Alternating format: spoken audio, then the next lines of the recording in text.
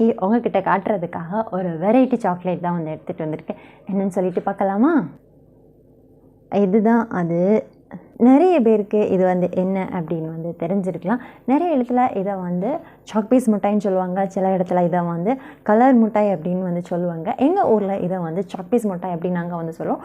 உங்கள் ஊரில் இதுக்கு வந்து என்ன பேர் நீங்கள் வச்சுருக்கிறீங்க அப்படின்னு வந்து கமெண்டில் சொல்லிட்டு போங்க. இதில் வந்து நிறைய கலர்ஸ் வந்து இருக்குது. இது ஃபுல்லாகவே வந்து இனிப்பு சுகர்னால தான் வந்து என்ன செஞ்சுருப்பாங்க.